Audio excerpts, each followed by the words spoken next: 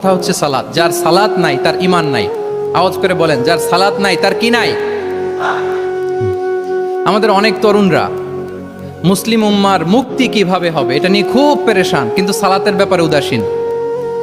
এরকম আছে না নাই? এটা হইল, এটা যায়। হ্যাঁ, যে ব্যক্তি মুসলিম উম্মার মুক্তি নিয়ে টেনসড,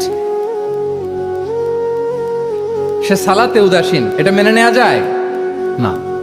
তাহলে মুসলিম আইডেন্টিটি প্রোটেক্ট করতে হলে সর্বপ্রথম আমাদেরকে সালাতে যত্নবান হতে হবে, 1 নাম্বার।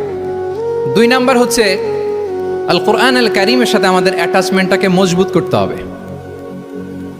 1 নাম্বার হচ্ছে সালাত, মুসলিম আইডেন্টিটির। 2 নাম্বার হচ্ছে কোরআন।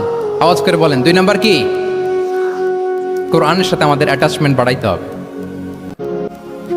অনেকের কোরআনের ইন ডেপথ নলেজ অনেক ভালো, কোরআনের রিফ্লেকশনগুলো খুব ভালো জানে, কিন্তু কোরআন তেলাওয়াতের বেহাল দশা।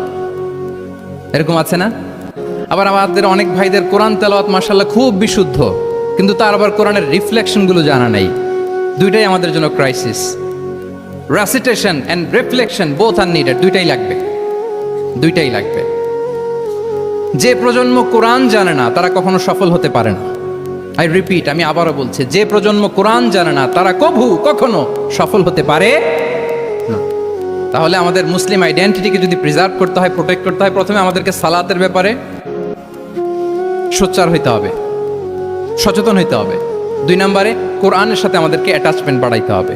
কোরআন যেমনি বিশুদ্ধভাবে আমার আবৃত্তি করতে, তেলাওয়াত করতে জানতে হবে, আবার কোরআনের রিফ্লেকশনগুলো, কোরআনের শিক্ষাগুলো আমাদেরকে জানতে হবে। দুটো গেল।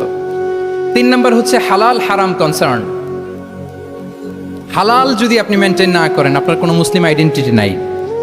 আল্লাহ বলছেন, কুলু মিম্মা ফিল আরদি হালালান তাইয়্যিবা, এই জমিনে যেগুলোকে আমি হালাল করেছি এগুলো তোমরা